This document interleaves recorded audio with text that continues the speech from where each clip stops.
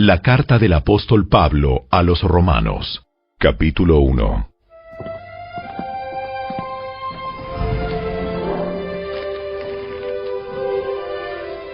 Yo, Pablo, esclavo de Cristo Jesús y elegido por Dios para ser apóstol y enviado a predicar su buena noticia, escribo esta carta. Dios prometió esa buena noticia hace tiempo por medio de sus profetas en las Sagradas Escrituras. La buena noticia trata de su Hijo en su vida terrenal. Él fue descendiente del rey David y quedó demostrado que era el Hijo de Dios cuando fue resucitado de los muertos mediante el poder del Espíritu Santo. Él es Jesucristo, nuestro Señor. Por medio de Cristo, Dios nos ha dado a nosotros como apóstoles el privilegio y la autoridad de anunciar por todas partes a los gentiles lo que Dios ha hecho por ellos, a fin de que crean en Él y lo obedezcan, lo cual dará gloria a su nombre. Ustedes están incluidos entre los gentiles que fueron llamados a pertenecer a Jesucristo. Les escribo a todos ustedes, los amados de Dios que están en Roma y son llamados a ser su pueblo santo. Que Dios nuestro Padre y el Señor Jesucristo les den gracia y paz. Ante todo les digo que mediante Jesucristo le doy gracias a mi Dios por todos ustedes, porque en todas partes del mundo se habla de la fe que tienen en Él. Dios sabe cuántas veces los recuerdo en mis oraciones. Día y noche hago mención de ustedes y sus necesidades delante de Dios, a quien sirvo con todo mi corazón, anunciando la buena noticia acerca de su Hijo. Algo que siempre pido en oración es que Dios mediante se presente la oportunidad de ir por fin a verlos, pues tengo muchos deseos de visitarlos para llevarles algún don espiritual que los ayude a crecer firmes en el Señor. Cuando nos encontremos, quiero alentarlos en la fe, pero también me gustaría recibir aliento de la fe de ustedes. Quiero que sepan, amados hermanos, que me propuse muchas veces ir a visitarlos, pero hasta el momento me vi impedido. Mi deseo es trabajar entre ustedes y ver frutos espirituales, tal como he visto entre otros gentiles, pues siento una gran obligación, tanto con los habitantes del mundo civilizado como con los del resto del mundo, con los instruidos y los incultos por igual. Así que estoy ansioso por visitarlos también a ustedes que están en Roma para predicarles la buena noticia. Pues no me avergüenzo de la buena noticia acerca de Cristo, porque es poder de Dios en acción para salvar a todos los que creen, a los judíos primero y también a los gentiles.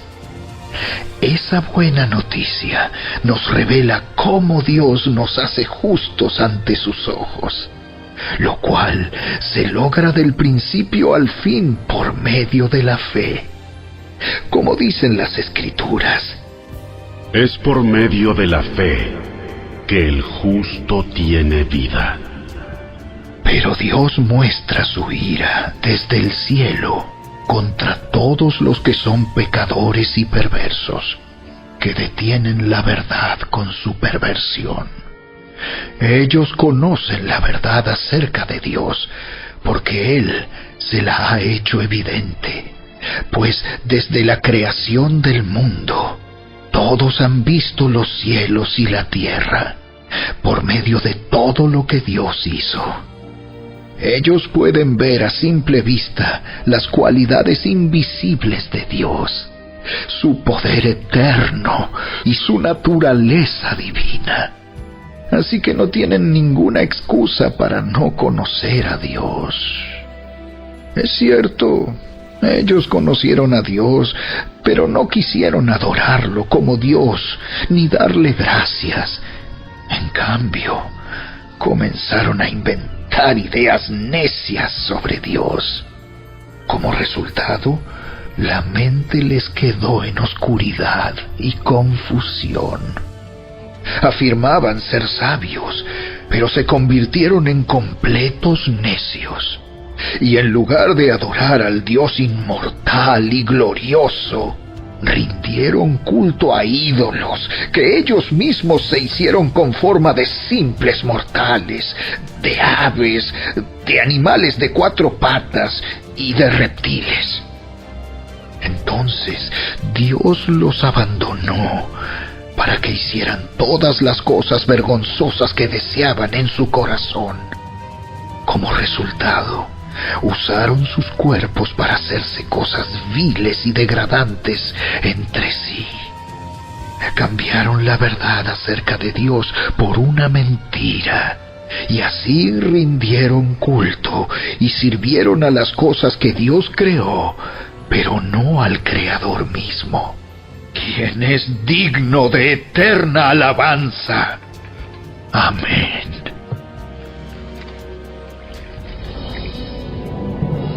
Por esa razón, Dios los abandonó a sus pasiones vergonzosas.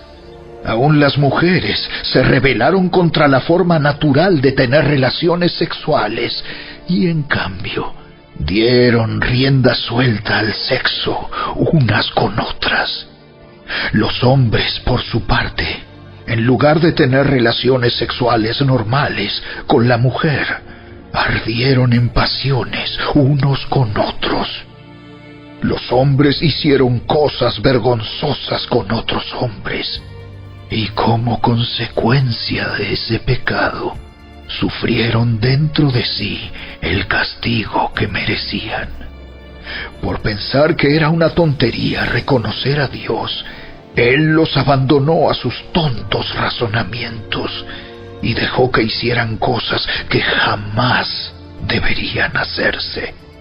Se llenaron de toda clase de perversiones, pecados, avaricia, odio, envidia, homicidios, peleas, engaños, conductas maliciosas y chismes. Son traidores, insolentes, arrogantes, fanfarrones y gente que odia a Dios. Inventan nuevas formas de pecar y desobedecen a sus padres. No quieren entrar en razón. No cumplen lo que prometen. Son crueles y no tienen compasión. Saben bien que la justicia de Dios exige que los que hacen esas cosas merecen morir. Pero ellos igual las hacen. Peor aún, incitan a otros a que también las hagan.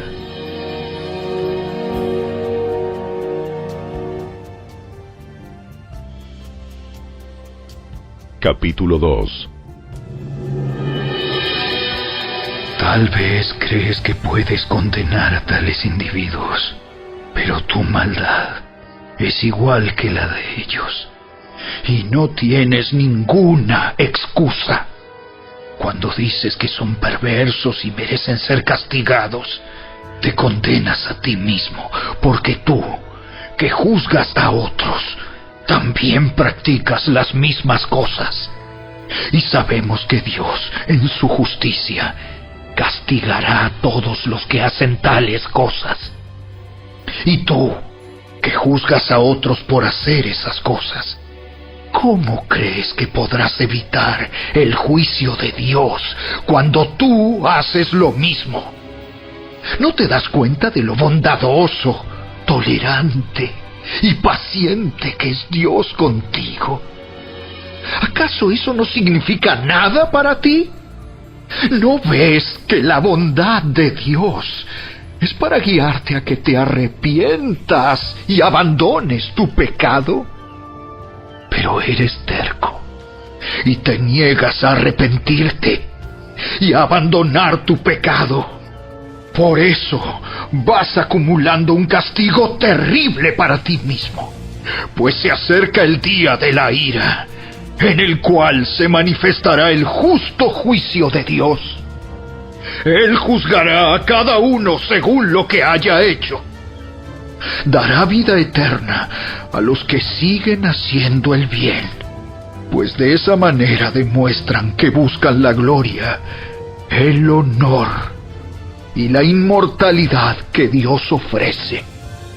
Pero derramará su ira y enojo sobre los que viven para sí mismos, los que se niegan a obedecer la verdad y en cambio viven entregados a la maldad.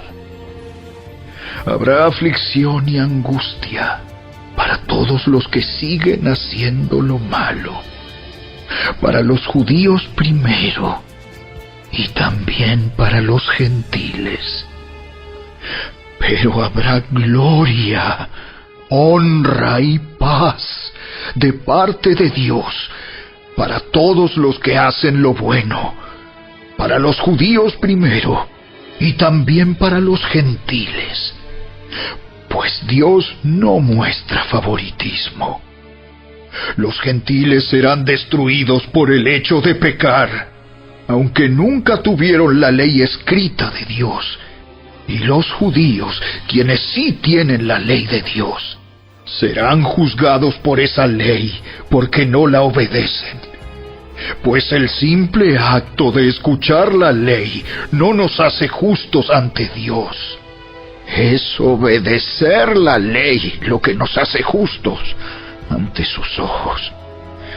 Aún los gentiles, quienes no cuentan con la ley escrita de Dios, muestran que conocen esa ley cuando por instinto la obedecen, aunque nunca la hayan oído.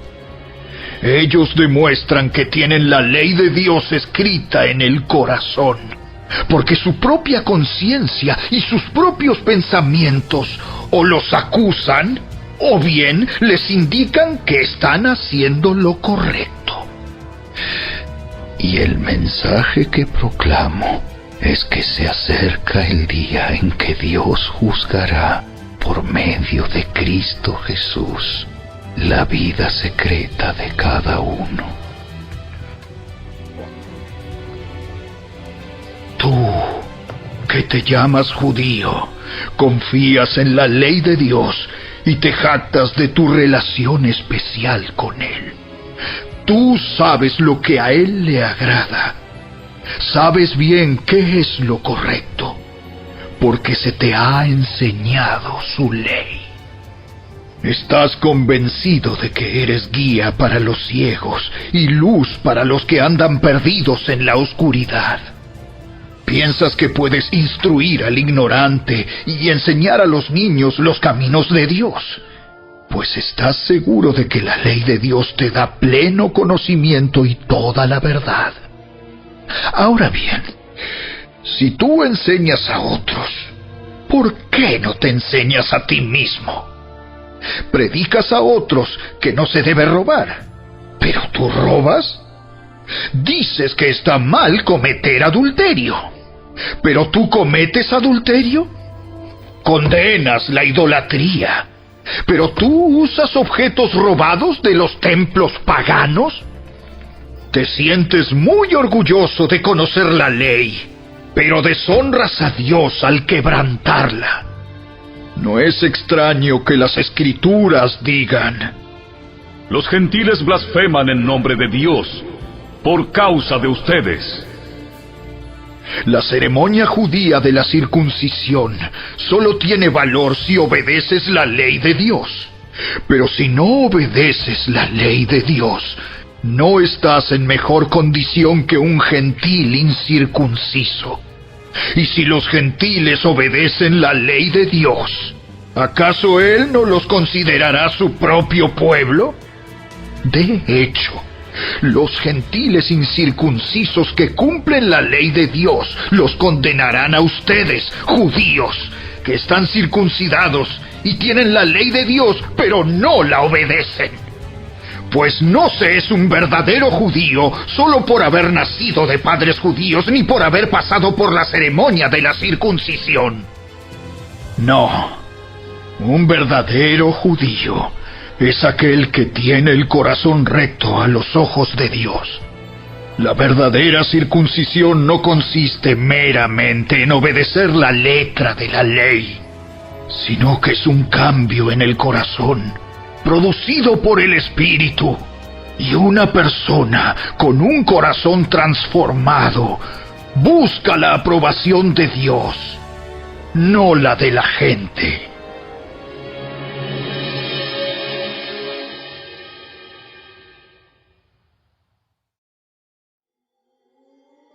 Capítulo 3. Entonces, ¿cuál es la ventaja de ser judío? ¿Tiene algún valor la ceremonia de la circuncisión? Claro que sí. Tiene muchos beneficios. En primer lugar, a los judíos se les confió toda la revelación de Dios. Es cierto, algunos de ellos fueron infieles. ¿Pero acaso eso significa que, porque ellos fueron infieles, Dios también será infiel? Por supuesto que no. Aun cuando todos los demás sean mentirosos, Dios es veraz, como dicen las Escrituras acerca de Él. Quedará demostrado que tienes razón en lo que dices, y ganarás tu caso en los tribunales. Sin embargo, algunos podrían decir: nuestro pecado cumple un buen propósito, porque muestra a otros lo justo que es Dios. ¿No es injusto entonces que Dios nos castigue? Este no es más que un punto de vista humano. ¡De ninguna manera! Si Dios no fuera completamente justo, ¿cómo tendría autoridad para juzgar al mundo? Sin embargo, alguien podría seguir argumentando: ¿por qué Dios me juzga como pecador si mi mentira realza su veracidad y le da más gloria a Él?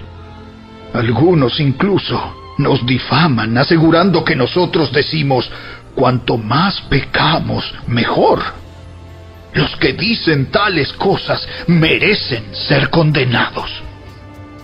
Ahora bien, ¿llegamos a la conclusión de que los judíos somos mejores que los demás?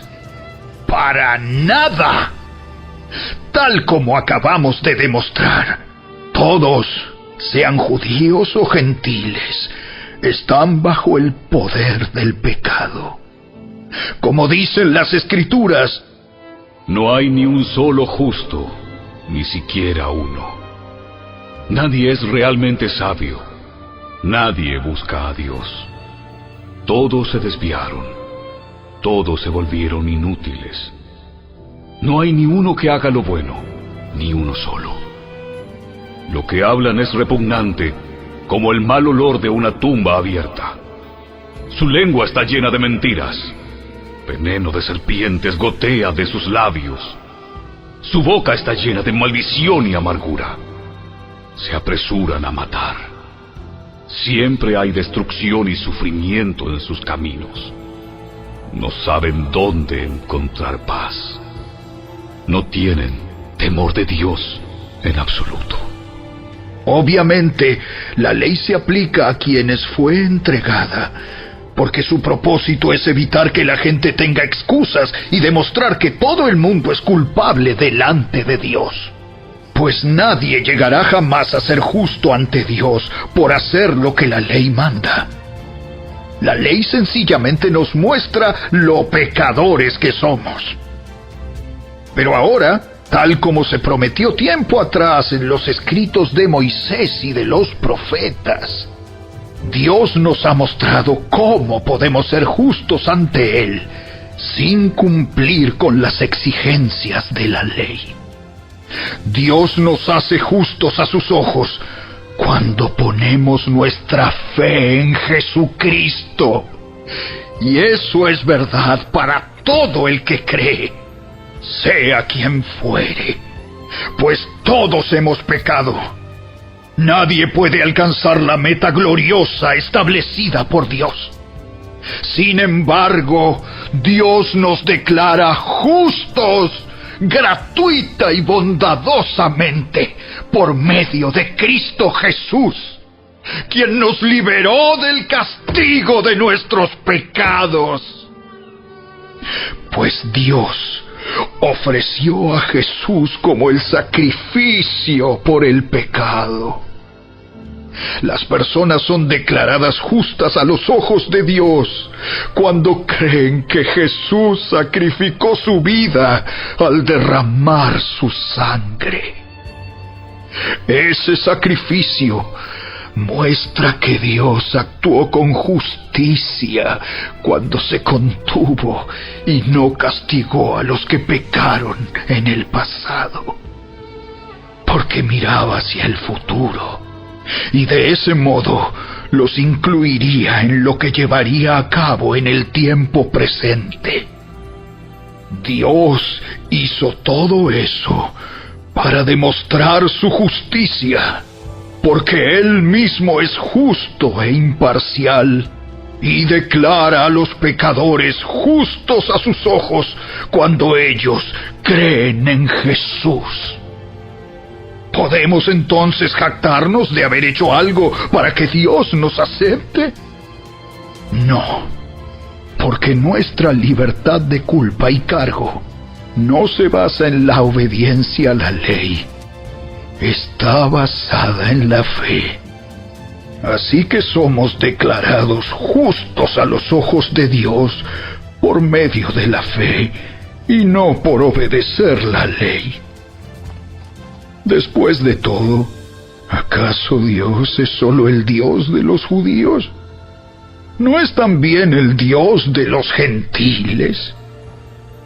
Claro que sí. Hay solo un Dios, y Él declara justos a judíos y gentiles únicamente por medio de la fe. Entonces, si hacemos énfasis en la fe, ¿eso significa que podemos olvidarnos de la ley? Por supuesto que no. De hecho, solo cuando tenemos fe, cumplimos verdaderamente la ley.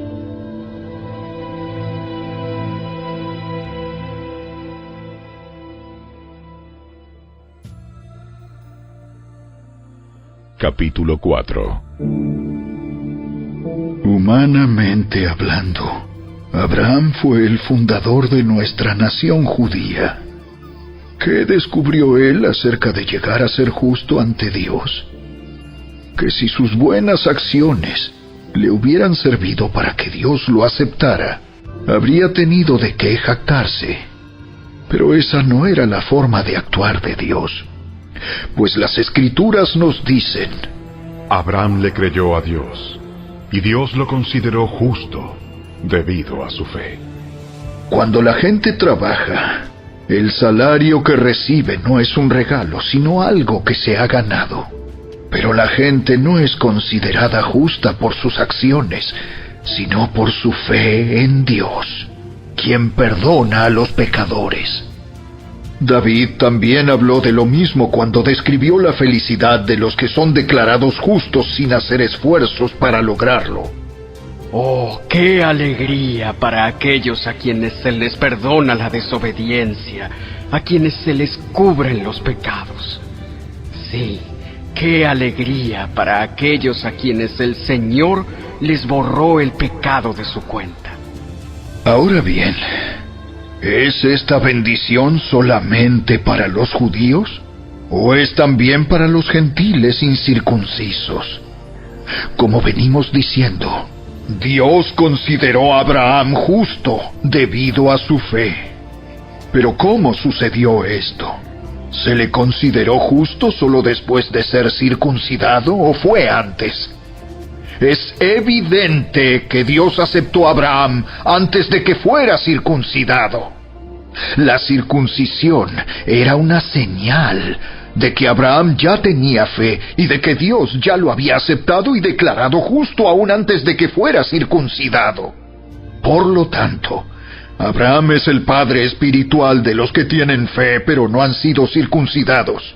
A ellos se les considera justos debido a su fe.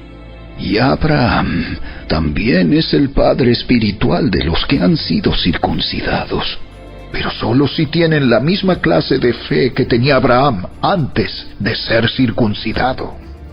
Obviamente, la promesa que Dios hizo de dar toda la tierra a Abraham y a sus descendientes no se basaba en la obediencia de Abraham a la ley, sino en una relación correcta con Dios, la cual viene por la fe. Si la promesa de Dios es solo para los que obedecen la ley, entonces la fe no hace falta y la promesa no tiene sentido. Pues la ley siempre trae castigo para los que tratan de obedecerla. La única forma de no violar la ley es no tener ninguna ley para violar. Así que la promesa se recibe por medio de la fe. Es un regalo inmerecido. Y vivamos o no de acuerdo con la ley de Moisés, todos estamos seguros de recibir esta promesa si tenemos una fe como la de Abraham, quien es el padre de todos los que creen. A eso se refieren las Escrituras cuando citan lo que Dios le dijo: Te hice padre de muchas naciones. Eso sucedió porque Abraham creyó en el Dios que da vida a los muertos y crea cosas nuevas de la nada. Aun cuando no había motivos para tener esperanza, Abraham siguió teniendo esperanza porque había creído en que llegaría a ser el padre de muchas naciones, pues Dios le había dicho: Esa es la cantidad de descendientes que tendrás. Y la fe de Abraham no se debilitó a pesar de que él reconocía que por tener unos 100 años de edad, su cuerpo ya estaba muy anciano para tener hijos, igual que el vientre de Sara. Abraham siempre creyó la promesa de Dios sin vacilar. De hecho, su fe se fortaleció aún más y así le dio gloria a Dios. Abraham estaba plenamente convencido de que Dios es poderoso para cumplir todo lo que promete. Y debido a su fe, Dios lo consideró justo.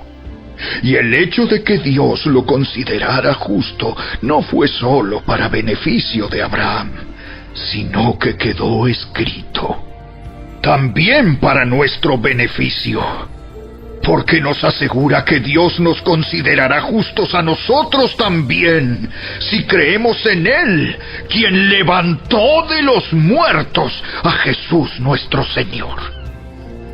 Él fue entregado a la muerte por causa de nuestros pecados y resucitado para hacernos justos a los ojos de Dios.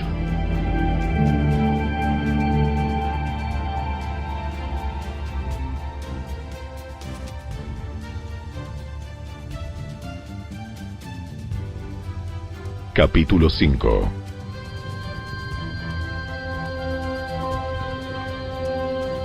Por lo tanto, ya que fuimos declarados justos a los ojos de Dios por medio de la fe, tenemos paz con Dios gracias a lo que Jesucristo nuestro Señor hizo por nosotros. Debido a nuestra fe, Cristo nos hizo entrar en este lugar de privilegio inmerecido en el cual ahora permanecemos y esperamos con confianza y alegría participar de la gloria de Dios. También nos alegramos al enfrentar pruebas y dificultades, porque sabemos que nos ayudan a desarrollar resistencia. Y la resistencia desarrolla firmeza de carácter.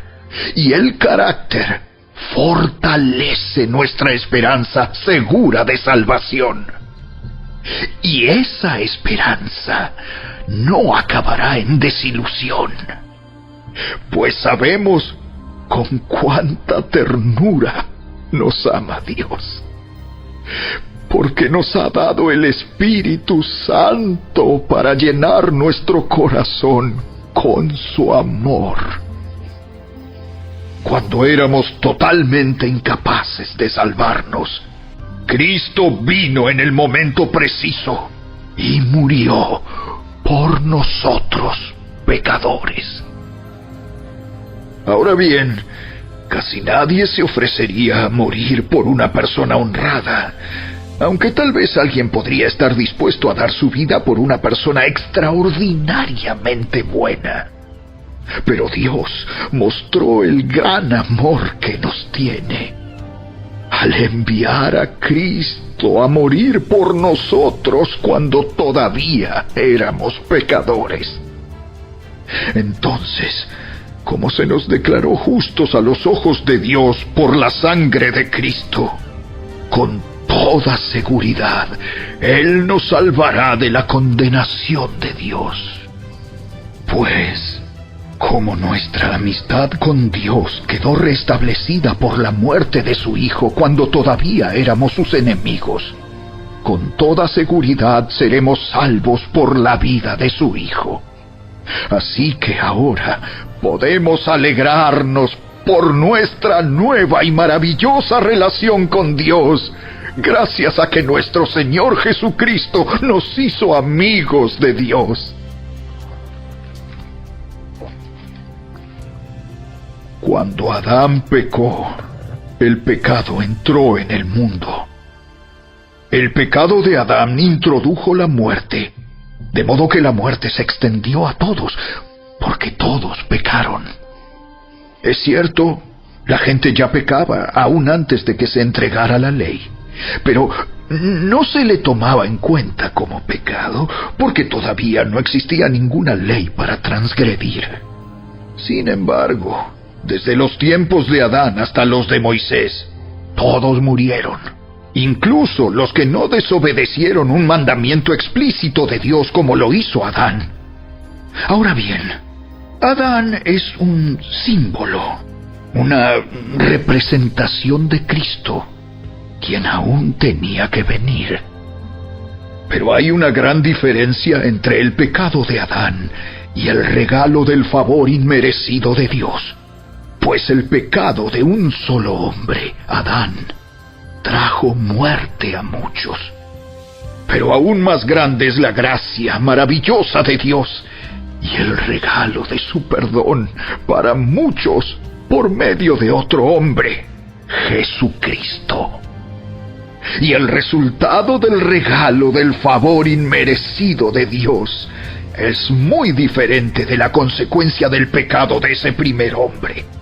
Pues el pecado de Adán llevó a la condenación, pero el regalo de Dios nos lleva a ser declarados justos a los ojos de Dios, a pesar de que somos culpables de muchos pecados. Pues el pecado de un solo hombre, Adán, hizo que la muerte reinara sobre muchos. Pero aún más grande es la gracia maravillosa de Dios y el regalo de su justicia, porque todos los que lo reciben vivirán en victoria sobre el pecado y la muerte por medio de un solo hombre, Jesucristo. Así es, un solo pecado de Adán trae condenación para todos. Pero un solo acto de justicia de Cristo trae una relación correcta con Dios y vida nueva para todos.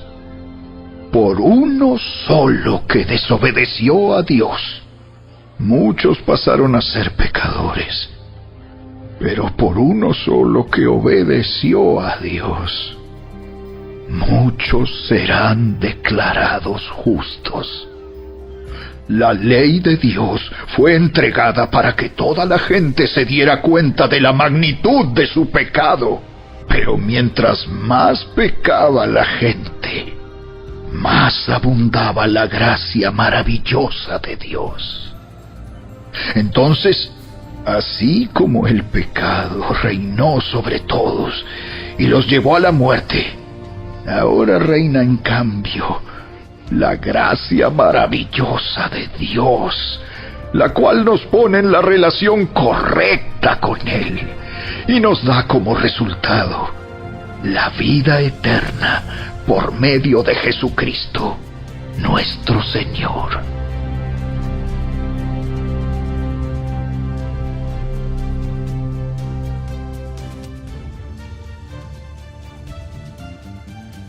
Capítulo 6.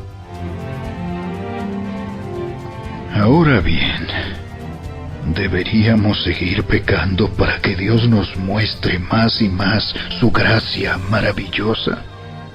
Por supuesto que no. Nosotros hemos muerto al pecado. Entonces, ¿cómo es posible que sigamos viviendo en pecado? ¿O acaso olvidaron que cuando fuimos unidos a Cristo Jesús en el bautismo, nos unimos a Él en su muerte? Pues hemos muerto y fuimos sepultados con Cristo mediante el bautismo. Y tal como Cristo fue levantado de los muertos por el poder glorioso del Padre, ahora nosotros también podemos vivir una vida nueva. Dado que fuimos unidos a Él en su muerte, también seremos resucitados como Él. Sabemos que nuestro antiguo ser pecaminoso fue crucificado con Cristo para que el pecado perdiera su poder en nuestra vida. Ya no somos esclavos del pecado, pues cuando morimos con Cristo, fuimos liberados del poder del pecado. Y dado que morimos con Cristo, sabemos que también viviremos con Él. Estamos seguros de eso, porque Cristo fue levantado de los muertos y nunca más volverá a morir. La muerte ya no tiene ningún poder sobre Él. Cuando Él murió, murió una sola vez, a fin de quebrar el poder del pecado. Pero ahora que Él vive, vive para la gloria de Dios. Así también ustedes deberían considerarse muertos al poder del pecado y vivos para Dios por medio de Cristo Jesús. No permitan que el pecado controle la manera en que viven. No caigan ante los deseos pecaminosos. No dejen que ninguna parte de su cuerpo se convierta en un instrumento del mal para servir al pecado. En cambio, entréguense completamente a Dios, porque antes estaban muertos, pero ahora tienen una vida nueva. Así que usen todo su cuerpo como un instrumento para hacer lo que es correcto para la gloria de Dios. El pecado ya no es más su amo, porque ustedes ya no viven bajo las exigencias de la ley. En cambio, viven en la libertad de la gracia de Dios. Ahora bien, ¿eso significa que podemos seguir pecando porque la gracia de Dios nos ha liberado de la ley? Claro que no. ¿No se dan cuenta de que uno se convierte en esclavo de todo lo que decide obedecer? Uno puede ser esclavo del pecado, lo cual lleva a la muerte, o puede decidir obedecer a Dios, lo cual lleva a una vida recta. Antes ustedes eran esclavos del pecado, pero gracias a Dios, ahora obedecen de todo corazón la enseñanza que les hemos dado. Ahora son libres de la esclavitud del pecado y se han hecho esclavos de la vida recta. Uso la ilustración de la esclavitud para ayudarlos a entender todo esto, porque la naturaleza humana de ustedes es débil. En el pasado se dejaron esclavizar por la impureza y el desenfreno, lo cual los hundió aún más en el pecado. Ahora deben entregarse como esclavos a la vida recta para llegar a ser santos. Cuando eran esclavos del pecado, estaban libres de la obligación de hacer lo correcto. ¿Y cuál fue la consecuencia? Que ahora están avergonzados de las cosas que solían hacer, cosas que terminan en la condenación eterna. Pero ahora quedaron libres del poder del pecado y se han hecho esclavos de Dios. Ahora hacen las cosas que llevan a la santidad y que dan como resultado la vida eterna. Pues la paga que deja el pecado es la muerte, pero el regalo que Dios da es la vida eterna por medio de Cristo Jesús, nuestro Señor.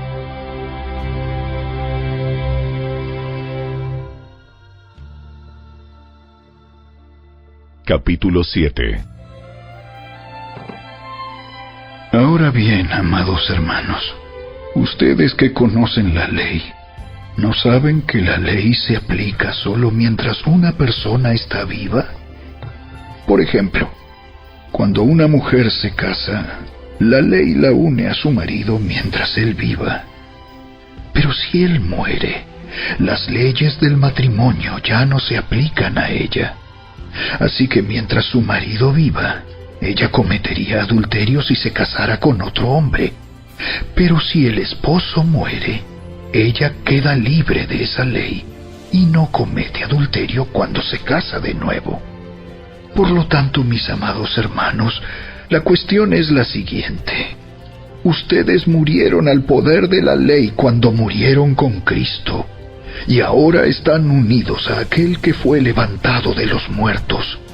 Como resultado, podemos producir una cosecha de buenas acciones para Dios.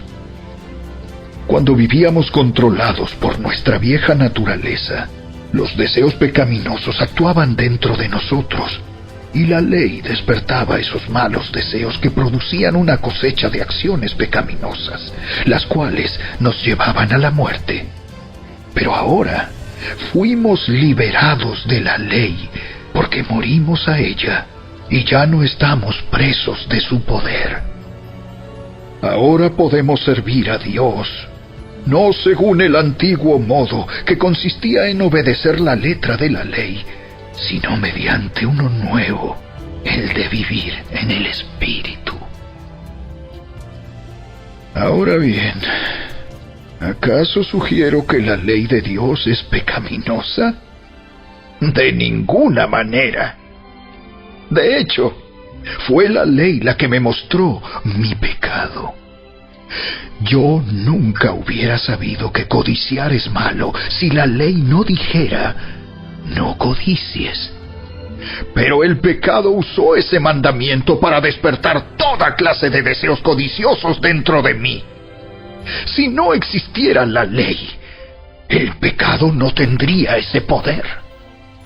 Hubo un tiempo en que viví sin entender la ley. Sin embargo, cuando aprendí, por ejemplo, el mandamiento de no codiciar, el poder del pecado cobró vida, y yo morí.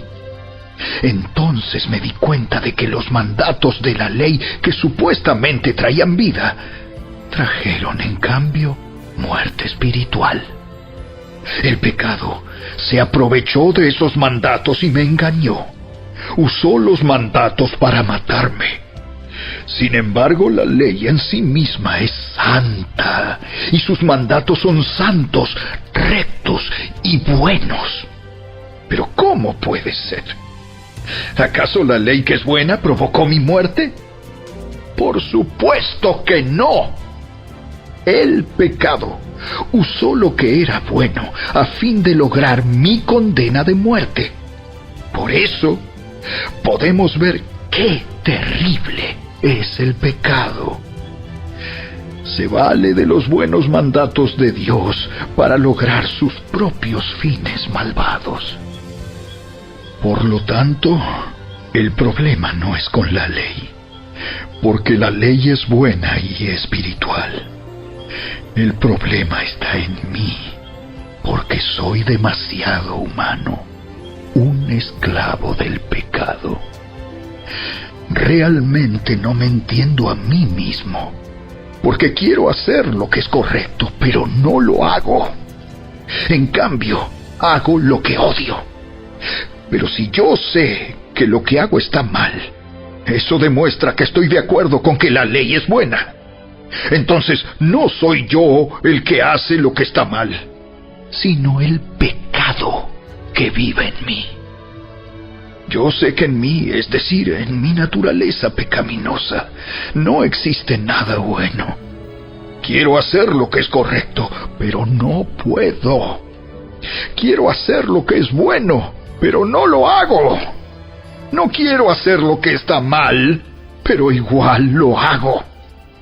Ahora, si hago lo que no quiero hacer, realmente no soy yo el que hace lo que está mal, sino el pecado que vive en mí. He descubierto el siguiente principio de vida, que cuando quiero hacer lo que es correcto, no puedo evitar hacer lo que está mal.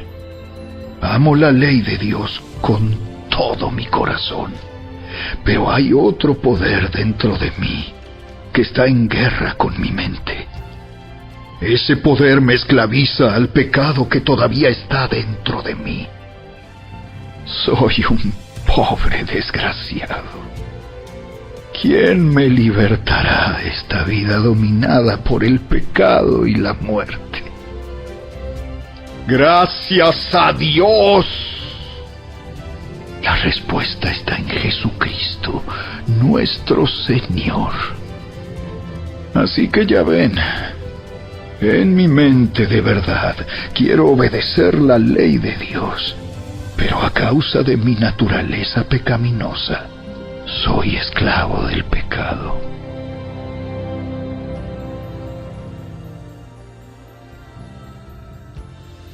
Capítulo 8. Por lo tanto, ya no hay condenación para los que pertenecen a Cristo Jesús. Y porque ustedes pertenecen a Él, el poder del Espíritu que da vida los ha libertado del poder del pecado que lleva a la muerte. La ley de Moisés no podía salvarnos, porque nuestra naturaleza pecaminosa es débil. Así que Dios hizo lo que la ley no podía hacer. Él envió a su propio Hijo en un cuerpo como el que nosotros los pecadores tenemos. Y en ese cuerpo, mediante la entrega de su Hijo como sacrificio por nuestros pecados, Dios declaró el fin del dominio que el pecado tenía sobre nosotros. Lo hizo para que se cumpliera totalmente la exigencia justa de la ley a favor de nosotros, que ya no seguimos a nuestra naturaleza pecaminosa, sino que seguimos al Espíritu. Los que están dominados por la naturaleza pecaminosa piensan en cosas pecaminosas, pero los que son controlados por el Espíritu Santo piensan en las cosas que agradan al Espíritu. Por lo tanto, permitir que la naturaleza pecaminosa les controle la mente lleva a la muerte. Pero permitir que el Espíritu les controle la mente lleva a la vida y a la paz. Pues la naturaleza pecaminosa es enemiga de Dios siempre.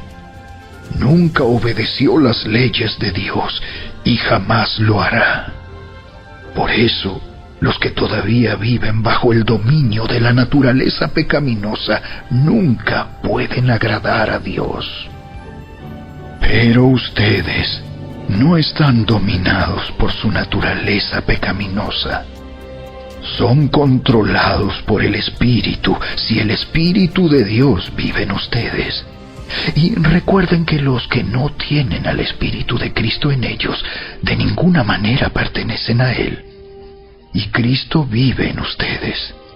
Entonces, aunque el cuerpo morirá por causa del pecado, el Espíritu les da vida, porque ustedes ya fueron declarados justos a los ojos de Dios. El Espíritu de Dios, quien levantó a Jesús de los muertos, vive en ustedes. Y así como Dios levantó a Cristo Jesús de los muertos, Él dará vida a sus cuerpos mortales mediante el mismo Espíritu, quien vive en ustedes. Por lo tanto, amados hermanos, no están obligados a hacer lo que su naturaleza pecaminosa los incita a hacer, pues si viven obedeciéndola, morirán. Pero si mediante el poder del Espíritu hacen morir las acciones de la naturaleza pecaminosa, vivirán. Pues todos los que son guiados por el Espíritu de Dios son hijos de Dios. Y ustedes no han recibido un espíritu que los esclavice al miedo. En cambio, recibieron el Espíritu de Dios cuando Él los adoptó como sus propios hijos. Ahora lo llamamos Abba, Padre, pues su Espíritu se une a nuestro espíritu para confirmar que somos hijos de Dios. Así que como somos sus hijos, también somos sus herederos. De hecho, somos herederos junto con Cristo de la gloria de Dios. Pero si vamos a participar de su gloria, también debemos participar de su sufrimiento.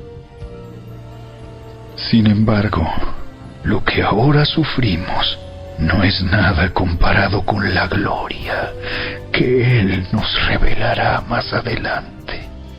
Pues toda la creación espera con anhelo el día futuro en que Dios revelará quiénes son verdaderamente sus hijos. Contra su propia voluntad, toda la creación quedó sujeta a la maldición de Dios. Sin embargo, con gran esperanza, la creación espera el día en que será liberada de la muerte y la descomposición, y se unirá a la gloria de los hijos de Dios. Pues sabemos que hasta el día de hoy, toda la creación gime de angustia como si tuviera dolores de parto. Y los creyentes también gemimos, aunque tenemos al Espíritu Santo en nosotros como una muestra anticipada de la gloria futura, porque anhelamos que nuestro cuerpo sea liberado del pecado y el sufrimiento. Nosotros también deseamos con una esperanza ferviente que llegue el día en que Dios nos dé todos nuestros derechos como sus hijos adoptivos, incluido el nuevo cuerpo que nos prometió. Recibimos esa esperanza cuando fuimos salvos.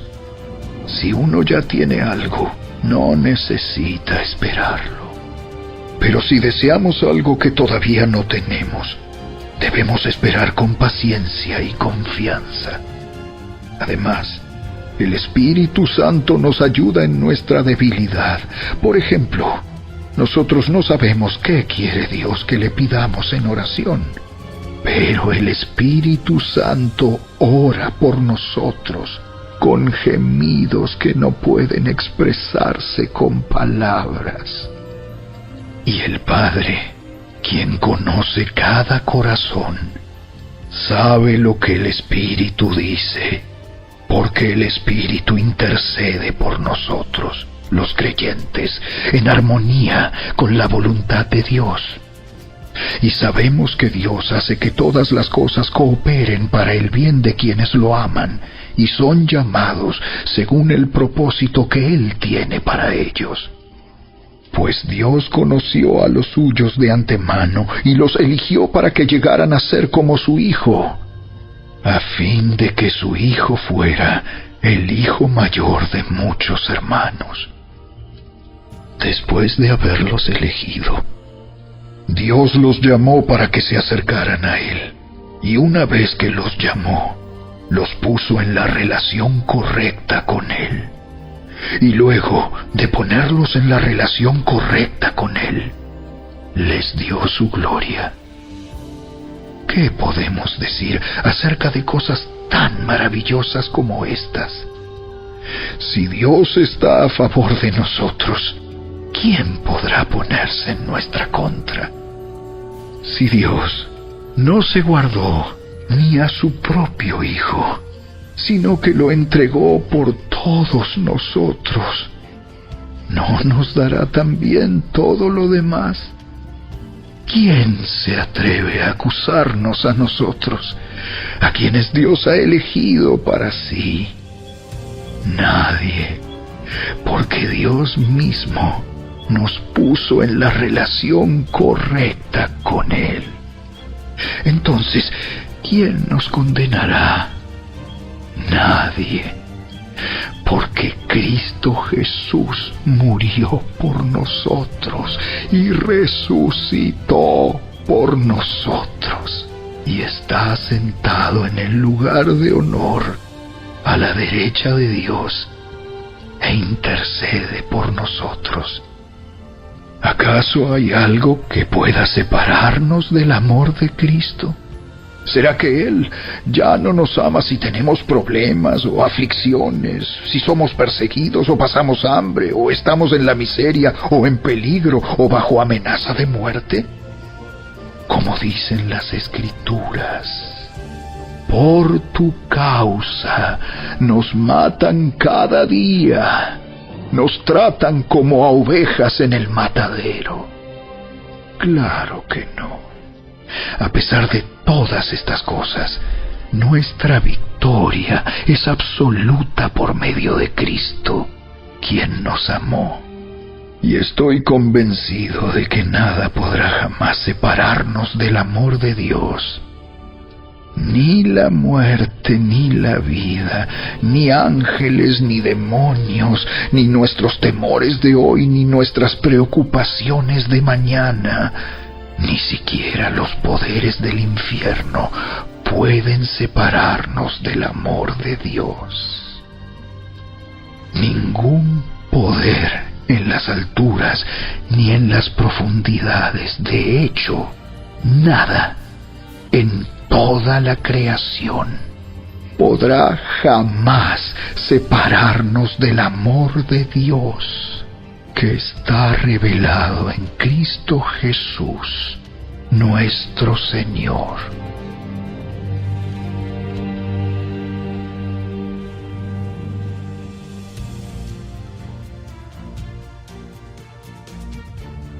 Capítulo 9.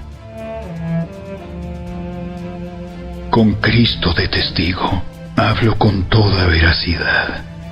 Mi conciencia y el Espíritu Santo lo confirman. Tengo el corazón lleno de amarga tristeza e infinito dolor por mi pueblo, mis hermanos judíos.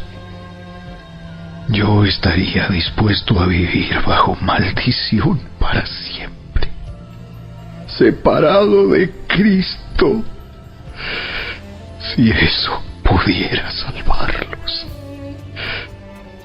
Ellos son el pueblo de Israel, elegidos para ser los hijos adoptivos de Dios. Él les reveló su gloria, hizo pactos con ellos y les entregó su ley. Les dio el privilegio de adorarlo y de recibir sus promesas maravillosas. Abraham, Isaac y Jacob son los antepasados de los israelitas, y Cristo mismo era israelita en cuanto a su naturaleza humana. Y Él es Dios, el que reina sobre todas las cosas, y es digno de eterna alabanza. Amén. Ahora bien, ¿acaso Dios no cumplió su promesa a Israel? No, porque no todos los que nacen en la nación de Israel son en verdad miembros del pueblo de Dios.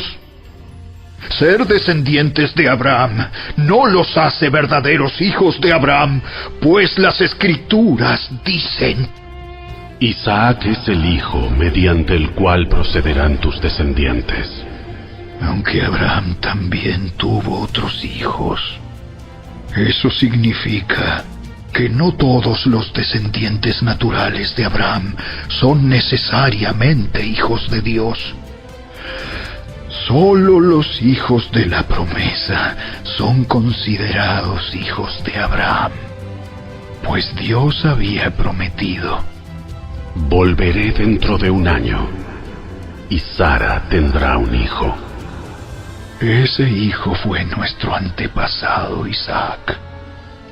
Cuando se casó con Rebeca, ella dio a luz mellizos.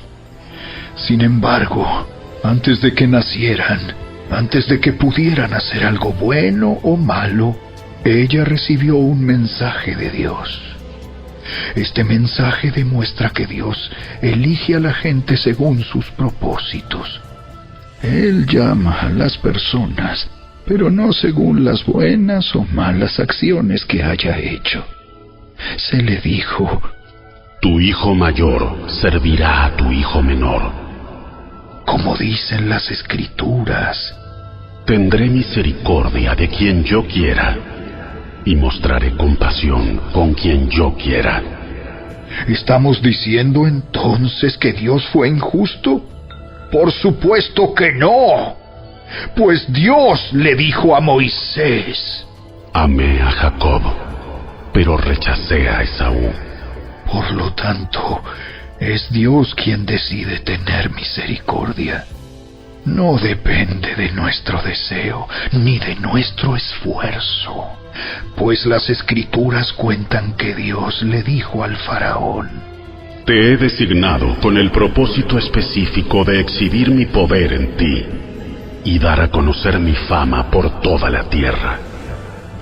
Así que, como ven, Dios decide tener misericordia de algunos y también decide endurecer el corazón de otros para que se nieguen a escuchar. Ahora bien, ustedes podrían decir: ¿por qué Dios culpa a las personas por no responder? ¿Acaso no hicieron sencillamente lo que Él les exige que hagan? No, no digan eso. ¿Quién eres tú, simple ser humano, para discutir con Dios? ¿Acaso el objeto creado puede preguntarle a su creador: ¿por qué me has hecho así? Cuando un alfarero hace vasijas de barro, ¿no tiene derecho a usar del mismo trozo de barro para hacer una vasija de adorno y otra para arrojar basura? De la misma manera, aunque Dios tiene el derecho de mostrar su enojo y su poder, Él es muy paciente con aquellos que son objeto de su enojo, los que están destinados para destrucción. Lo hace para que las riquezas de su gloria brillen con mucha más intensidad sobre aquellos a quienes les tiene misericordia, los que preparó de antemano para gloria. Y nosotros estamos entre los que Él eligió, ya sea del grupo de los judíos o de los gentiles. Con respecto a los gentiles, Dios dice en la profecía de Oseas: a los que no eran mi pueblo, ahora los llamaré mi pueblo, y amaré a los que antes no amaba. Y también dice: en el lugar donde se les dijo: ustedes no son mi pueblo, allí serán llamados hijos del Dios viviente. Con respecto a Israel, el profeta Isaías clamó: aunque los hijos de Israel son tan numerosos como la arena a la orilla del mar, solo un remanente se salvará, pues el Señor ejecutará su sentencia sobre la tierra, sin demora y de manera terminante. Y lo mismo dijo Isaías en otro lugar: Si el Señor de los ejércitos celestiales no hubiera perdonado la vida a unos cuantos de nuestros hijos, habríamos sido exterminados como Sodoma y destruidos como Gomorra. ¿Qué significa todo esto? Aunque los gentiles no trataban de seguir las normas de Dios, fueron declarados justos a los ojos de Dios. Y eso sucedió por medio de la fe. Pero los hijos de Israel, que se esforzaron tanto en cumplir la ley para llegar a ser justos ante Dios, nunca lo lograron. ¿Por qué no? Porque trataban de hacerse justos ante Dios por cumplir la ley en lugar de confiar en Él. Tropezaron con la gran piedra en su camino. Dios se lo advirtió en las Escrituras cuando dijo: Pongo en Jerusalén una piedra que hace tropezar a muchos, una roca que los hace caer. Pero todo el que confíe en Él jamás será avergonzado.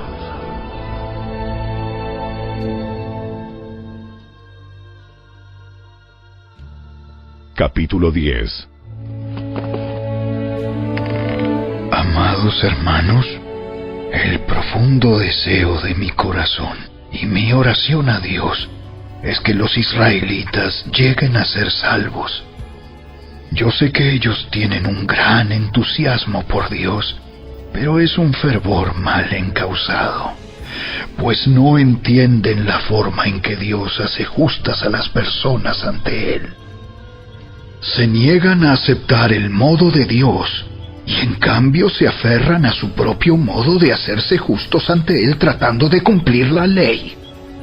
Sin embargo, Cristo ya cumplió el propósito por el cual se entregó la ley. Como resultado, a todos los que creen en Él se les declara justos a los ojos de Dios. Pues Moisés escribe que la ley exige obediencia a todos sus mandatos para que una persona llegue a ser justa ante Dios. Pero el modo de la fe para hacernos justos ante Dios dice: no digas en tu corazón: ¿quién subirá al cielo para hacer bajar a Cristo a la tierra? Ni tampoco digas: ¿quién descenderá al lugar de los muertos para volver a Cristo de nuevo a la vida? En realidad, dice, el mensaje está muy al alcance de la mano. Está en tus labios y en tu corazón. Y ese mensaje es el mismo mensaje que nosotros predicamos acerca de la fe.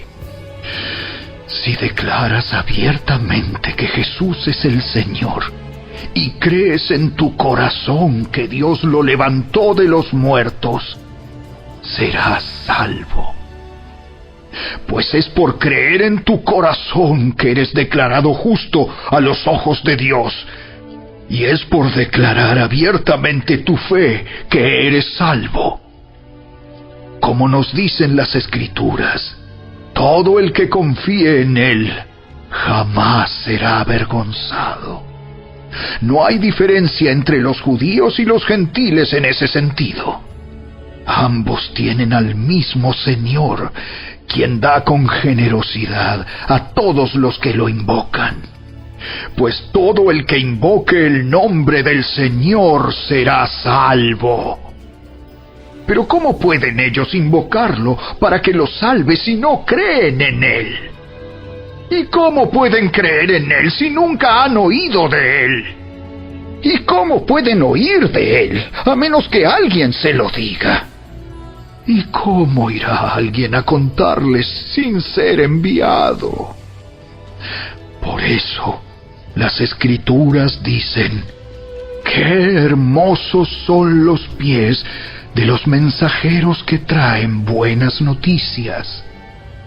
Sin embargo, no todos aceptan la buena noticia, porque el profeta Isaías dijo: Señor, ¿quién ha creído nuestro mensaje?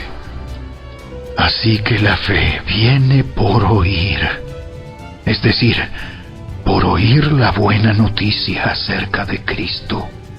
Pero pregunto, ¿De verdad el pueblo de Israel oyó el mensaje? Claro que sí. El mensaje se ha difundido por toda la tierra y sus palabras por todo el mundo. Vuelvo a preguntar, ¿entendió realmente el pueblo de Israel? Por supuesto que sí, pues incluso en el tiempo de Moisés, Dios dijo: despertaré sus celos con un pueblo que ni siquiera es una nación. Provocaré su enojo por medio de gentiles insensatos. Luego Isaías habló audazmente de parte de Dios y dijo: Me encontraron personas que no me buscaban. Me mostré a los que no preguntaban por mí. Pero con respecto a Israel, Dios dijo: todo el día les abrí mis brazos, pero ellos fueron desobedientes y rebeldes.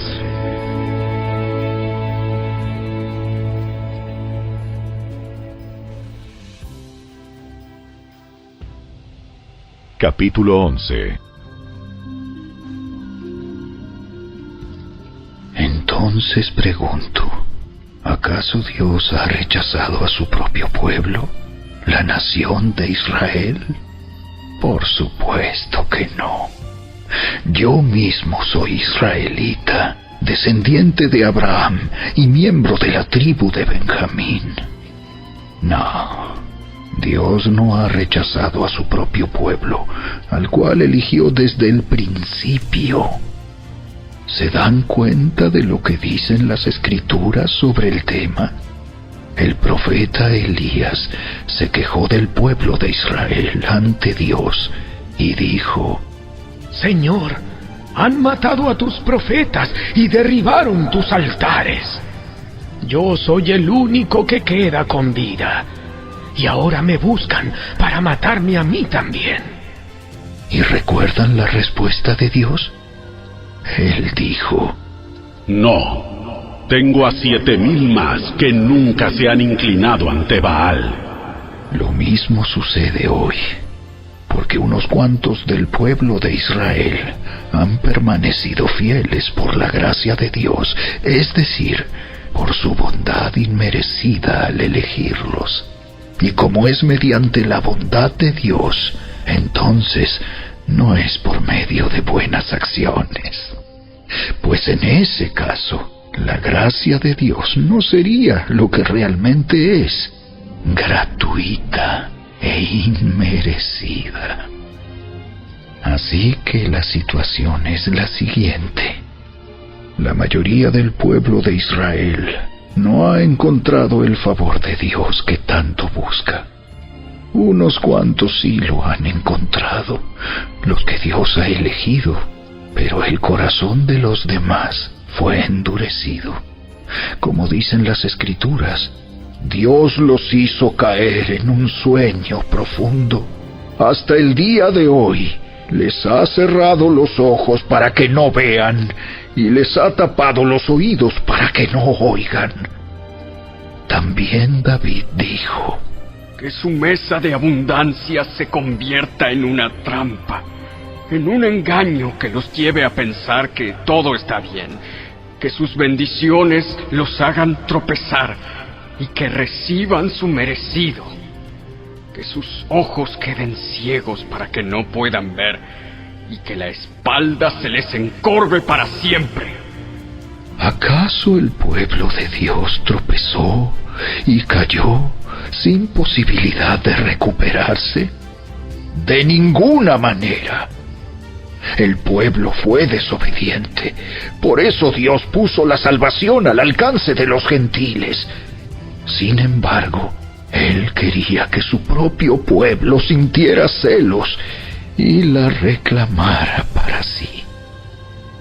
Ahora bien, si los gentiles fueron enriquecidos porque los israelitas rechazaron la oferta de salvación de Dios, imagínense cuánto más grande será la bendición para el mundo cuando ellos por fin la acepten.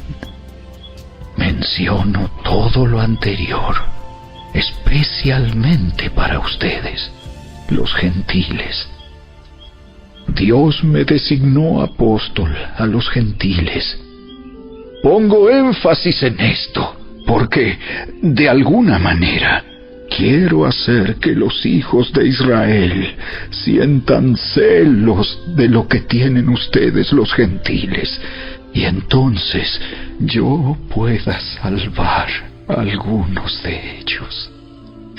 Pues si el rechazo de ellos hizo que Dios ofreciera la salvación al resto del mundo, la aceptación de ellos será algo aún más maravilloso.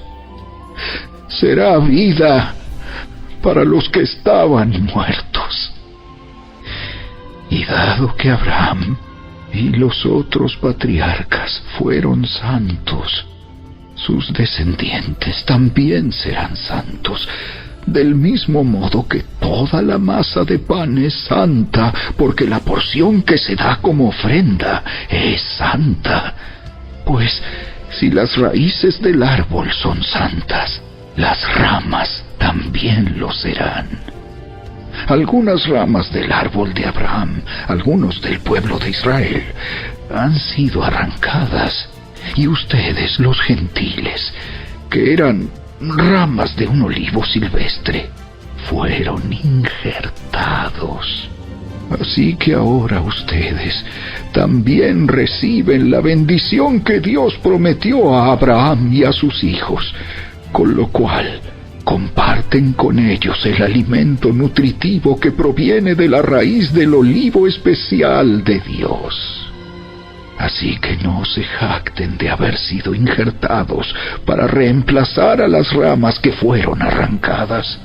Ustedes son solo una rama, no son la raíz. Tal vez digas, bueno, esas ramas fueron arrancadas para darme lugar a mí. Es cierto, pero recuerda, esas ramas fueron arrancadas porque no creyeron en Cristo. Y tú estás allí porque sí crees. Así que no te consideres tan importante. Más bien, teme lo que podría suceder. Pues si Dios no perdonó a las ramas originales, tampoco te perdonará a ti. Fíjate en que Dios es bondadoso, pero también es severo. Es severo con los que desobedecen, pero será bondadoso contigo si sigues confiando en su bondad. En cambio, si dejas de confiar, tú también serás arrancado por completo. Y si el pueblo de Israel abandona su incredulidad, volverá a ser injertado, pues Dios tiene poder para volver a injertarlo en el árbol. Tú, por naturaleza, eras una rama cortada de un olivo silvestre.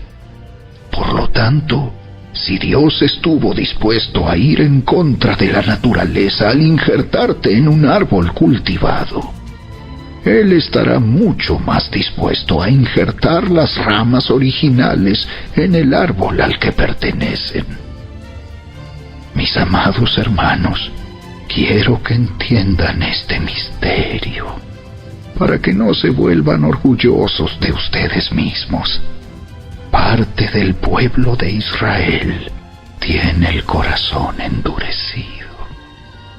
Pero eso solo durará hasta que se complete el número de gentiles que aceptarán a Cristo.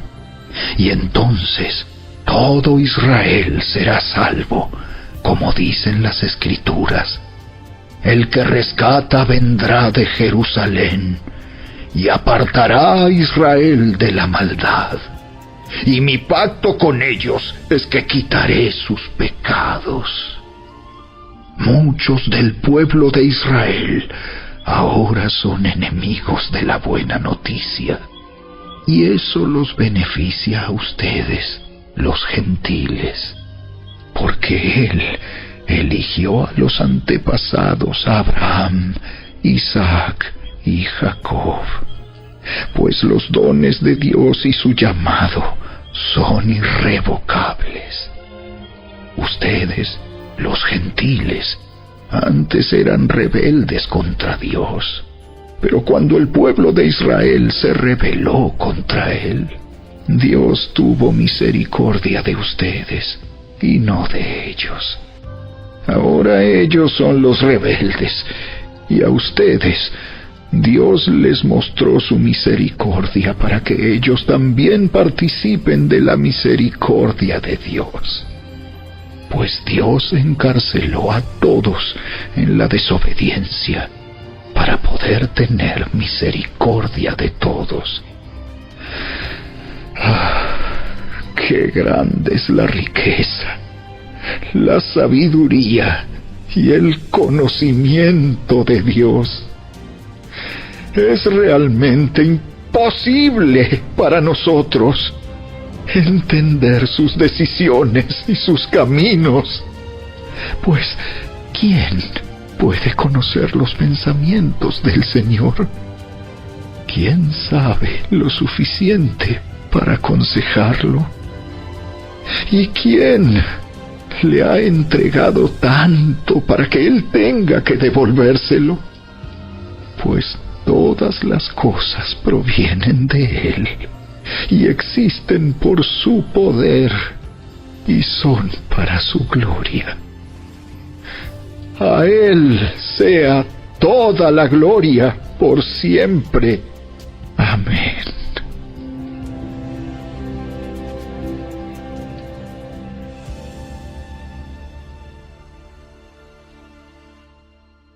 Capítulo 12. Por lo tanto, amados hermanos, les ruego que entreguen su cuerpo a Dios por todo lo que Él ha hecho a favor de ustedes, que sea un sacrificio vivo y santo, la clase de sacrificio que a Él le agrada. Esa es la verdadera forma de adorarlo. No imiten las conductas ni las costumbres de este mundo. Más bien dejen que Dios los transforme en personas nuevas al cambiarles la manera de pensar. Entonces aprenderán a conocer la voluntad de Dios para ustedes, la cual es buena, agradable y perfecta. Basado en el privilegio y la autoridad que Dios me ha dado, le advierto a cada uno de ustedes lo siguiente: ninguno se crea mejor de lo que realmente es.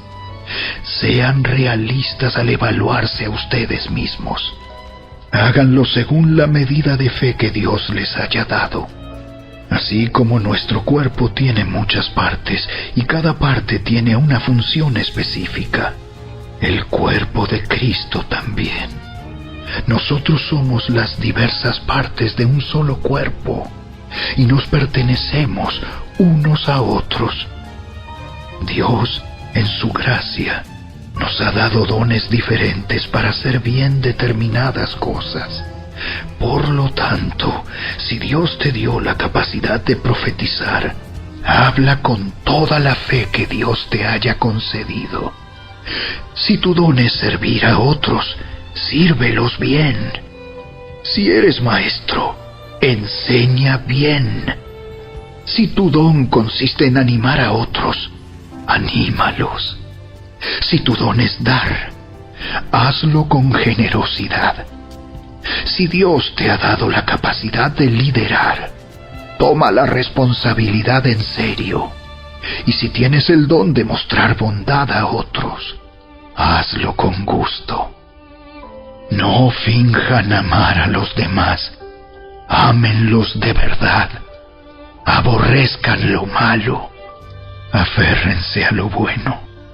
Ámense unos a otros con un afecto genuino y deleítense al honrarse mutuamente. No sean nunca perezosos, más bien trabajen con esmero y sirvan al Señor con entusiasmo. Alégrense por la esperanza segura que tenemos. Tengan paciencia en las dificultades y sigan orando. Estén listos para ayudar a los hijos de Dios cuando pasen necesidad. Estén siempre dispuestos a brindar hospitalidad. Bendigan a quienes los persiguen. No los maldigan, sino pídanle a Dios en oración que los bendiga. Alégrense con los que están alegres y lloren con los que lloran. Vivan en armonía unos con otros. No sean tan orgullosos como para no disfrutar de la compañía de la gente común. Y no piensen que lo saben todo. Nunca devuelvan a nadie mal por mal. Compórtense de tal manera que todo el mundo vea que ustedes son personas honradas. Hagan todo lo posible por vivir en paz con todos. Queridos amigos, nunca tomen venganza. Dejen que se encargue la justa ira de Dios, pues dicen las Escrituras: yo tomaré venganza. Yo les pagaré lo que se merecen. En cambio, si tus enemigos tienen hambre, dales de comer. Si tienen sed, dales de beber. Al hacer esto, amontonarás carbones encendidos de vergüenza sobre su cabeza. No dejen que el mal los venza. Más bien, venzan el mal haciendo el bien.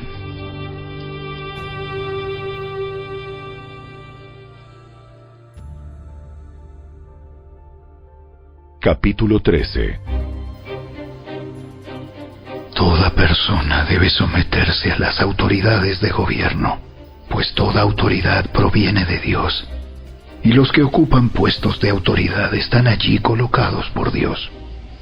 Por lo tanto, cualquiera que se rebele contra la autoridad, se rebela contra lo que Dios ha instituido, y será castigado.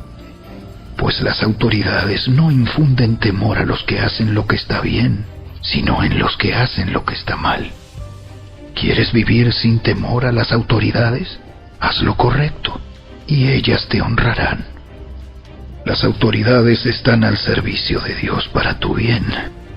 Pero si estás haciendo algo malo, por supuesto que deberías tener miedo, porque ellas tienen poder para castigarte.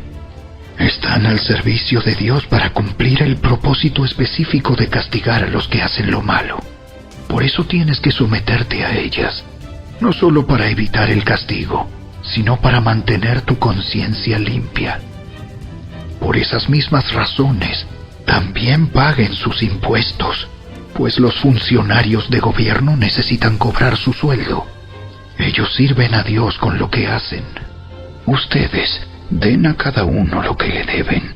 Paguen los impuestos y demás aranceles a quien corresponda, y den respeto y honra a los que están en autoridad.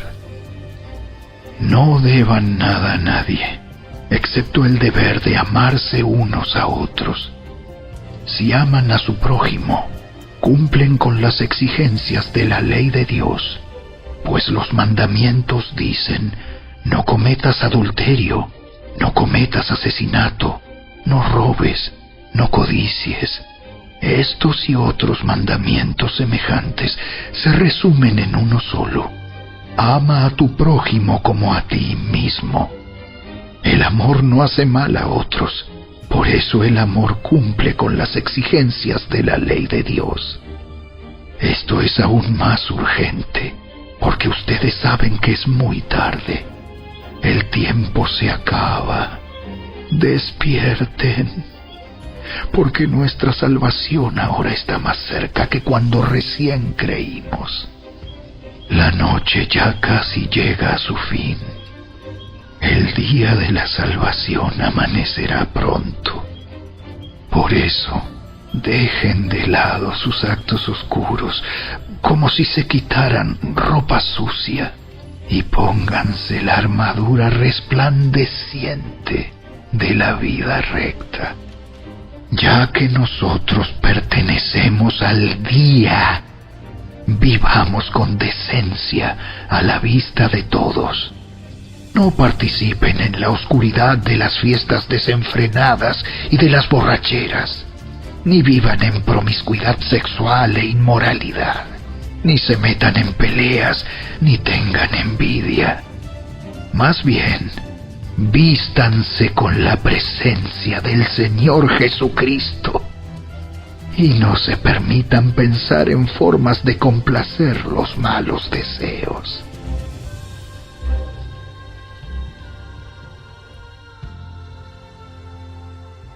Capítulo 14. Acepten a los creyentes que son débiles en la fe y no discutan acerca de lo que ellos consideran bueno o malo. Por ejemplo, un creyente piensa que está bien comer de todo, pero otro creyente con una conciencia sensible come solo verduras. Los que se sienten libres para comer de todo no deben menospreciar a los que no sienten la misma libertad. Y los que no comen determinados alimentos no deben juzgar a los que sí los comen, porque a esos hermanos Dios los ha aceptado. ¿Quién eres tú para juzgar a los sirvientes de otro? Su amo dirá si quedan en pie o caen, y con la ayuda del Señor quedarán en pie y recibirán la aprobación de Él. Del mismo modo, algunos piensan que un día es más sagrado que otro, mientras que otros creen que todos los días son iguales. Cada uno debería estar plenamente convencido de que el día que elija es aceptable. Los que adoran al Señor un día en particular lo hacen para honrarlo a Él. Los que comen toda clase de alimentos lo hacen para honrar al Señor, ya que le dan gracias a Dios antes de comer. Y los que se niegan a comer ciertos alimentos también quieren agradar al Señor y le dan gracias a Dios. Pues no vivimos para nosotros mismos, ni morimos para nosotros mismos. Si vivimos, es para honrar al Señor. Y si morimos, es para honrar al Señor. Entonces, tanto si vivimos como si morimos, pertenecemos al Señor. Cristo murió y resucitó con este propósito: ser Señor de los vivos y de los muertos. ¿Por qué entonces juzgas a otro creyente? ¿Por qué menosprecias a otro creyente? Recuerda que todos estaremos delante del tribunal de Dios, pues dicen las Escrituras: tan cierto como que yo vivo, toda rodilla se doblará ante mí, y toda lengua declarará lealtad a Dios. Es cierto, cada uno de nosotros tendrá que responder por sí mismo ante Dios. Así que dejemos de juzgarnos unos a otros. Por el contrario, propónganse vivir de tal manera que no causen tropiezo ni caída a otro creyente. Yo sé y estoy convencido por la autoridad del Señor Jesús que ningún alimento en sí mismo está mal. Pero si alguien piensa que está mal comerlo, entonces para esa persona está mal. Si otro creyente se angustia por lo que tú comes, entonces no actúas con amor si lo comes. No permitas que lo que tú comes destruya a alguien por quien Cristo murió. Entonces no serás criticado por hacer algo que tú crees que es bueno. Pues el reino de Dios no se trata de lo que comemos o bebemos, sino de llevar una vida de bondad, paz y alegría en el Espíritu Santo. Si tú sirves a Cristo con esa actitud, agradarás a Dios y también tendrás la aprobación de los demás. Por lo tanto, procuremos que haya armonía en la iglesia y tratemos de edificarnos unos a otros. No destruyas la obra de Dios a causa de lo que comes. Recuerda que todos los alimentos están permitidos. Lo malo es comer algo que haga tropezar a otro. Es mejor no comer carne ni beber vino, ni hacer ninguna otra cosa que pudiera causar que otro creyente tropiece. Tal vez crees que no hay nada malo en lo que haces, pero manténlo entre tú y Dios. Benditos son los que no se sienten culpables por hacer algo que han decidido que es correcto. Pero si tienes dudas acerca de si debes o no comer algo en particular, entonces es pecado comerlo, pues no eres fiel a tus convicciones.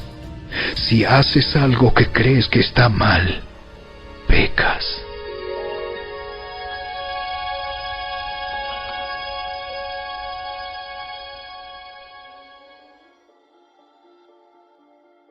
Capítulo 15.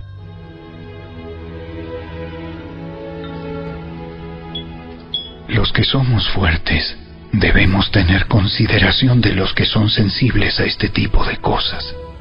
No debemos agradarnos solamente a nosotros mismos. Deberíamos ayudar a otros a hacer lo que es correcto y edificarlos en el Señor, pues ni siquiera Cristo vivió para agradarse a sí mismo. Como dicen las Escrituras: los insultos de aquellos que te insultan, oh Dios, han caído sobre mí. Tales cosas se escribieron hace tiempo en las Escrituras para que nos sirvan de enseñanza, y las Escrituras nos dan esperanza y ánimo mientras esperamos con paciencia hasta que se cumplan las promesas de Dios. Que Dios, quien da esa paciencia y ese ánimo, los ayude a vivir en plena armonía unos con otros, como corresponde a los seguidores de Cristo Jesús. Entonces, todos ustedes podrán unirse en una sola voz para dar alabanza y gloria a Dios, el Padre de nuestro Señor Jesucristo. Por lo tanto, acéptense unos a otros, tal como Cristo los aceptó a ustedes, para que Dios reciba la gloria. Recuerden que Cristo vino a servir a los judíos para demostrar que Dios es fiel a las promesas que les hizo a los antepasados de ellos. También vino para que los gentiles le dieran la gloria a Dios por la misericordia que Él tuvo con ellos. A eso se refería el salmista cuando escribió: por eso te alabaré entre los gentiles, cantaré alabanzas a tu nombre. Y en otro lugar está escrito: Alégrense con su pueblo, oh gentiles. Y además: alaben al Señor todos ustedes los gentiles, todos los pueblos de la tierra, alábenlo. Y en otro lugar, Isaías dijo: el heredero del trono de David vendrá y reinará sobre los gentiles. Ellos pondrán su esperanza en él. Le pido a Dios, fuente de esperanza, que los llene completamente de alegría y paz, porque confían en Él. Entonces rebosarán de una esperanza segura mediante el poder del Espíritu Santo. Mis amados hermanos, estoy plenamente convencido de que ustedes están llenos de bondad. Conocen estas cosas tan bien que pueden enseñárselas unos a otros. Aún así, me atreví a escribirles sobre algunos de estos temas porque sé que lo único que necesitan es recordarlos, pues por la gracia de Dios, soy un mensajero especial de Cristo Jesús, enviado a ustedes los gentiles. Les transmito la buena noticia para presentarlos como una ofrenda aceptable a Dios, hecha santa por el Espíritu Santo. Así que tengo razón de estar entusiasmado por todo lo que Cristo Jesús ha hecho por medio de mí al servir a Dios. Sin embargo, no me atrevo a jactarme de nada, salvo de lo que Cristo ha hecho por medio de mí al llevar a los gentiles a Dios a través de mi mensaje y de la manera en que he trabajado entre ellos. Los gentiles se convencieron por el poder de señales milagrosas y maravillas, y por el poder del Espíritu de Dios. De esa manera presenté con toda plenitud la buena noticia de Cristo desde Jerusalén hasta llegar a la región del Ilírico. Mi gran aspiración siempre ha sido predicar la buena noticia donde nunca antes se ha oído el nombre de Cristo, y no donde otro ya ha comenzado una iglesia. He seguido el plan que mencionan las Escrituras, donde dice: los que nunca se enteraron de él, verán, y los que nunca oyeron de él, entenderán. De hecho, mi visita a ustedes se demoró tanto, precisamente porque estuve predicando en esos lugares. Ahora que terminé mi trabajo en estas regiones, y después de todos estos largos años de espera, tengo muchos deseos de ir a verlos. Estoy pensando viajar a España. Cuando lo haga, me detendré en Roma, y luego de disfrutar de la compañía de ustedes por un breve tiempo, podrán ayudarme con lo necesario para mi viaje. Sin embargo, antes de visitarlos, debo ir a Jerusalén para llevar una ofrenda a los creyentes de allí. Pues les cuento, los creyentes de Macedonia y Acaya con entusiasmo juntaron una ofrenda para los creyentes de Jerusalén que son pobres. Lo hicieron con gusto, porque se sienten en deuda con ellos. Dado que los gentiles recibieron las bendiciones espirituales de la buena noticia por parte de los creyentes de Jerusalén, sienten que lo menos que pueden hacer por ellos a cambio es ayudarlos económicamente.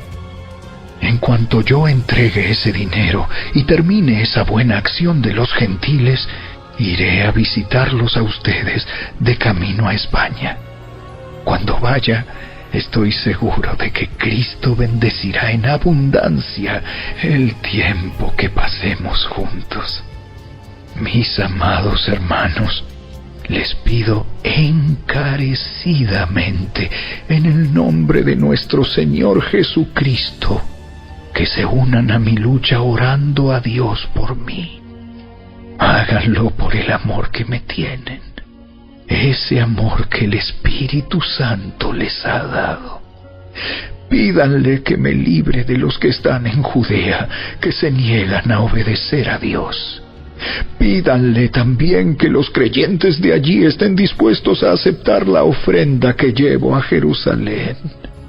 Entonces, por la voluntad de Dios, podré ir a verlos con un corazón alegre y nos alentaremos unos a otros. Y que Dios, quien nos da su paz, esté con todos ustedes. Amén.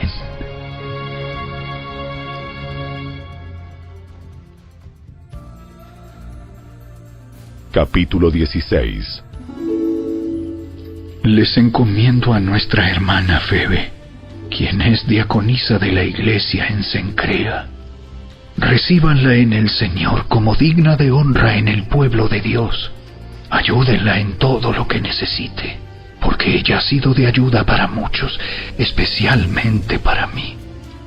Den mis saludos a Priscila y Aquila, mis colaboradores en el ministerio de Cristo Jesús. De hecho, ellos una vez arriesgaron la vida por mí. Yo les estoy agradecido, igual que todas las iglesias de los gentiles. Den también mis saludos a la iglesia que se reúne en el hogar de ellos. Saluden a mi querido amigo Epeneto. Él fue el primero de toda la provincia de Asia que se convirtió en seguidor de Cristo. Denle mis saludos a María, quien ha trabajado tanto por ustedes. Saluden a Andrónico y a Junias, judíos como yo, quienes estuvieron en la cárcel conmigo. Ellos son muy respetados entre los apóstoles y se hicieron seguidores de Cristo antes que yo. Saluden a Amplias, mi querido amigo en el Señor. Saludos también a Urbano, nuestro colaborador en Cristo, y a mi querido amigo Estaquis. Saluden a Apeles, un buen hombre aprobado por Cristo, Y den mis saludos a los creyentes de la familia de Aristóbulo. Saluden a Herodión, judío como yo. Saluden a los de la familia de Narciso, que son del Señor. Den mis saludos a Trifena y Trifosa, obreras del Señor, y a la amada Pérsida, quien ha trabajado tanto para el Señor. Saluden a Rufo, a quien el Señor eligió para hacer lo suyo, y también a su querida madre, quien ha sido como una madre para mí. Den mis saludos a Asíncrito, Flegonte, Hermas, Patrobas, Hermes y a los hermanos que se reúnen con ellos. Saluden también a Filólogo, Julia, Nereo y su hermana, y a Olimpas y a todos los creyentes que se reúnen con ellos. Salúdense unos a otros con un beso santo. Todas las iglesias de Cristo les envían saludos. Y ahora, mis amados hermanos, les pido algo más. Tengan cuidado con los que causan divisiones y trastornan la fe de los creyentes al enseñar cosas que van en contra de lo que a ustedes se les enseñaron. Manténganse lejos de ellos. Tales personas no sirven a Cristo nuestro Señor. Sirven a sus propios intereses. Con palabras suaves y halagos engañan a la gente inocente. Pero todos saben que ustedes son obedientes al Señor. Eso me llena de alegría. Quiero que sean sabios para hacer lo que está bien y sigan siendo inocentes en cuanto a toda clase de mal. El Dios de paz pronto aplastará a Satanás bajo los pies de ustedes. Que la gracia de nuestro Señor Jesús sea con ustedes. Timoteo, mi compañero de trabajo, les manda saludos, igual que Lucio, Jasón y Sosípater, judíos como yo. Yo, Tercio, quien escribo esta carta de parte de Pablo, también les envío mis saludos como uno de los seguidores del Señor. Los saluda Gayo, él es quien me hospeda, y también recibe en su casa a toda la iglesia. Les envía saludos Erasto, el tesorero de la ciudad, y también el hermano Cuarto. Que toda la gloria sea para Dios, quien puede fortalecerlos tal como expresa la buena noticia. En ese mensaje acerca de Jesucristo se ha revelado su plan para ustedes, los gentiles.